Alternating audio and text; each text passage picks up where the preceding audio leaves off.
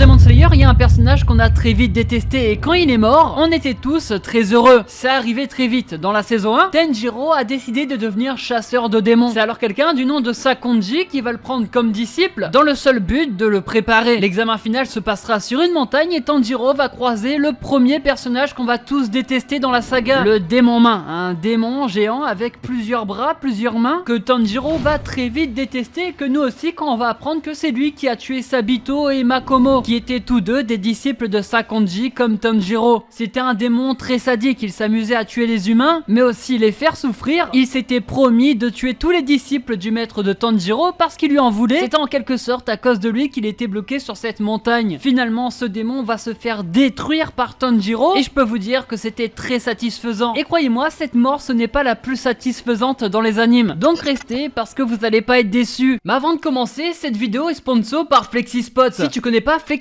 c'est l'entreprise qu'il faut choisir pour rendre ton travail de bureau très confortable. Bureau assis debout, chaise ergonomique, fauteuil, lit électrique, accessoires de bureau et ça, avoue tu t'es fait avoir. Et c'est vraiment des produits de qualité. Grâce à un design et une technologie de pointe, Flexispot ont des produits solides, respectueux de l'environnement, transparents qui rentrent bien dans une décoration d'intérieur. Par exemple, si je prends ce bureau, vous voyez qu'il fait très moderne et il peut rentrer dans pas mal de déco. Flexispot m'ont personnellement envoyé une chaise ergonomique et un bureau. Depuis que j'ai reçu la chaise, j'ai zéro mal de dos. Je suis très bien positionné dans la chaise et ça de manière naturelle. Je suis passé de ça à ça. Non, vraiment pour moi qui avait une chaise plutôt nulle, ça m'a vraiment changé la vie. Le bureau aussi qui peut se mettre à la hauteur souhaitée permet de choisir une position qui nous est confortable également. Pour certains, ça sera debout et pour moi, ça va être assis. Un code va s'afficher à l'écran mais aussi en commentaire qui vous donnera 5% de réduction et le deuxième qui s'affiche également vous donnera 10% de réduction sur la chaise. Pour ceux qui ont les moyens, je vous encourage grandement à utiliser Flexispot, ça change une vie. Le plus grand psychopathe de tous les temps. Re:Zero, un anime incroyable, un des premiers que j'ai pu regarder et comme certains ne l'auront pas vu, je vais vous mettre un peu dans le contexte. On suit l'aventure de Subaru qui à la sortie d'une supérette va être transporté dans un autre monde. Il veut essayer de comprendre pourquoi il est arrivé là, mais il croisera la route d'Emilia, avec qui il passera énormément de temps, sauf qu'un jour les deux vont se faire tuer. Le problème c'est que Subaru lui va se réveiller à l'heure exacte et au moment exact où il est arrivé dans ce monde parallèle. Il ne peut donc pas mourir et il décide d'utiliser ce pouvoir pour aider Emilia. Mais un jour dans cet anime on croisera l'histoire de ce personnage, Betelgeuse, un archevêque du culte de la sorcière. Ce gars-là est totalement fou. C'est la représentation parfaite de la folie. Quand il parle à quelqu'un, il parle avec des gestes bizarres. Et je peux vous dire qu'à première vue, on le trouvait bizarre, on émettait un jugement assez particulier sur lui. Et à raison, parce que lui, il est obnubilé par la paresse, mais aussi la souffrance. Mais pas la sienne, on parle bien sûr de la souffrance des autres. Ce gars-là croisera la route de Rem, personnage très apprécié dans la saga, mais qui va mourir de ses mains. Pour les spectateurs, c'est déjà une raison suffisante de le détester. Surtout qu'elle est pas morte de manière sympathique. Après avoir subi diverses choses, on lui tournera la tête en 360 degrés et je peux vous dire que ça nous a choqué. Et pour couronner le tout, il va dire que c'est de la faute de Subaru à cause de sa paresse. Subaru reviendra à la vie, sauf que Betelgeuse est encore là. Et ça va pas être aussi facile que ça de le vaincre. Il possède le pouvoir de changer d'hôte. Ça veut dire passer de corps en corps. C'est ce qui va mettre à mal Subaru pour sa deuxième tentative, parce qu'il réussira à contrôler le corps de ses hommes de main. Il ira même jusqu'à contrôler le perso principal, Subaru, qui mourra pour la deuxième fois sans réussir à vaincre Betelgeuse. Ça fait quand même 2 fois que ce personnage nous la met à l'envers, donc nous on le déteste tout autant que Subaru. Heureusement, la troisième sera la bonne parce que Subaru réussira à le vaincre, ce qui mettra fin à cette partie dans Re:Zero, nous donnera nous en tant que spectateurs une satisfaction et je peux vous dire que ça nous aura sûrement tous marqué. Ça reste quand même un antagoniste emblématique qui a une personnalité qui reste dans les mémoires. D'ailleurs tu me mettras en commentaire pour toi quelle est la mort la plus triste dans les animes et si t'as aimé la vidéo tu peux lâcher un petit like, ça fait plaisir et ça aide beaucoup et à 3000 pouces bleus je fais. Il l'a vraiment mérité. Naruto, quelle œuvre incroyable. Il y a beaucoup d'hors-série, je suis d'accord, mais il y a surtout beaucoup de personnages bien décrits. Naruto, Itachi, Kakashi, Madzaru et plein d'autres, donc c'est sûr et certain qu'on allait trouver ce personnage que tout le monde déteste. Sauf que heureusement il va avoir ce qu'il mérite. Certains l'auront deviné, on va parler de Denzo, aka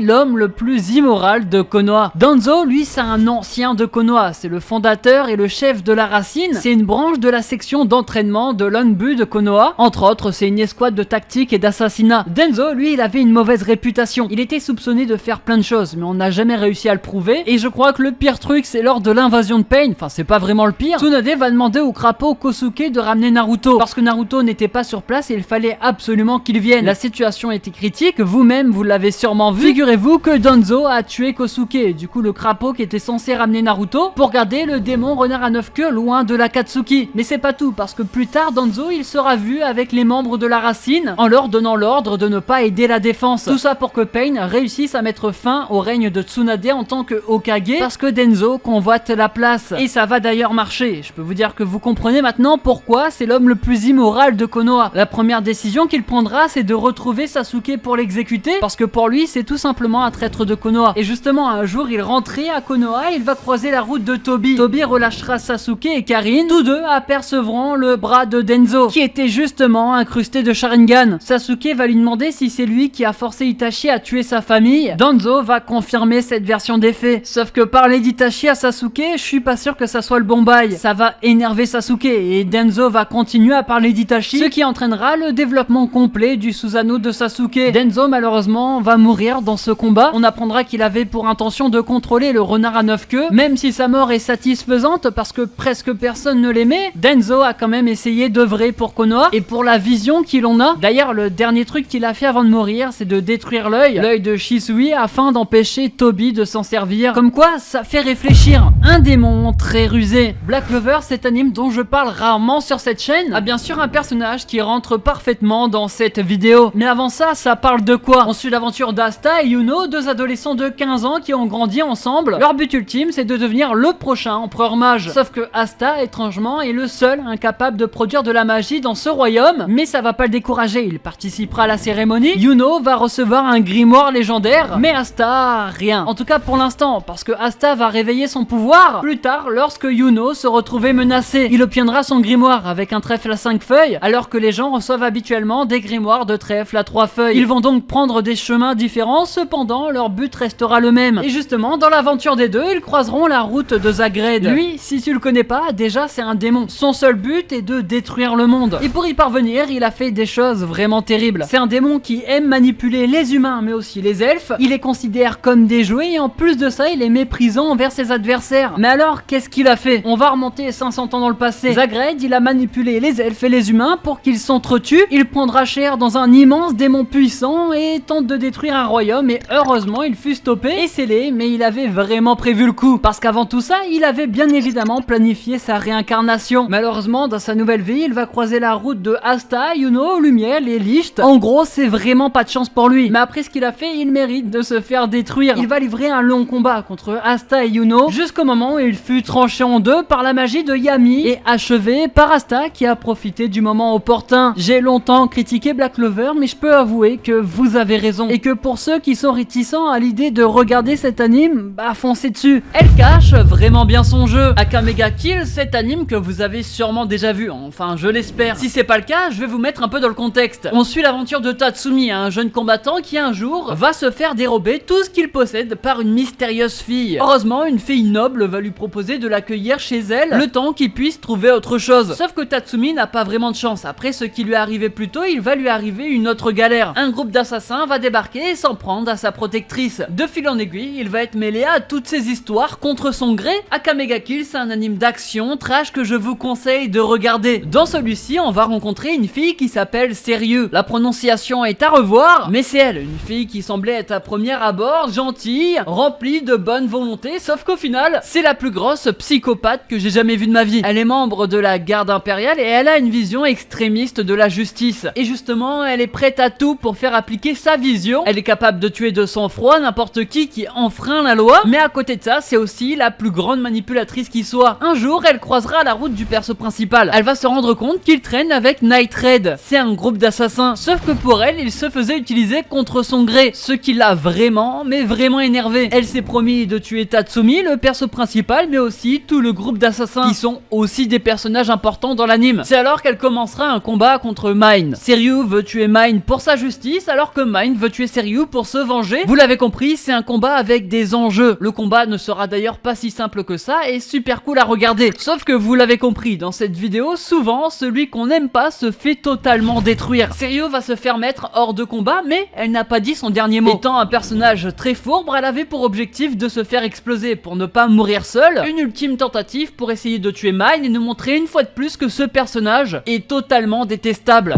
Il n'aurait jamais dû faire ça. Dans My Home Hero, il y a un personnage qui se fait détruire. Mais bien sûr, cet anime, vu qu'il n'est pas très connu, je vais vous mettre dans le contexte. Et j'espère qu'après cette vidéo, vous aurez envie de regarder cet anime. On suit l'aventure de Tetsuo Tozu, un salarié plutôt ordinaire, qui va découvrir que sa fille, Reika, est victime de violences physiques de la part de son copain. Malheureusement, Tetsuo le père va mettre son nez là où il devrait pas. Il sera lui et sa femme condamnés à travailler avec la mafia, en gros des yakuza, pour protéger leur fille, sauf qu'au final, il risque de faire tuer tout le monde. En tout cas, c'est ce qu'on se dit tout au long de l'anime. Reika, c'est la fille unique de la famille. Elle a décidé d'habiter dans son propre appartement pour poursuivre ses études, là où elle vivra avec son premier petit copain qui s'appelle Nobuto Matori. Lui, il a 20 ans et je sais que vous l'aimez déjà pas. Si vous avez un peu compris, c'est lui qui frappait et manipulait la fille du perso principal. Son but ultime, c'est de s'en prendre à la richesse de Reika, parce que ses grands-parents sont riches et il pourrait laisser un gros héritage. Un personnage qu'on souhaite déjà mort, surtout qu'il n'est pas à son premier essai, parce qu'il a déjà battu à mort 2 ex-petites amies. Mais alors, que s'est-il passé? Comment il s'est fait détruire? Un jour, Tetsuo va aller chez sa fille. Il va décider de mener son enquête parce que oui, il soupçonnait quelque chose. C'est là où Nobuto, le yakuza, va arriver. Le père va donc vite se cacher dans un placard et il va entendre une conversation qu'il n'aurait jamais dû écouter. Sauf qu'il ne va pas bondir sur le yakuza. Non, il est plus rusé que ça. Il va l'appeler sur son téléphone, lui dire qu'il a une surprise dans le placard. Et c'est là que le père va bondir et le frapper,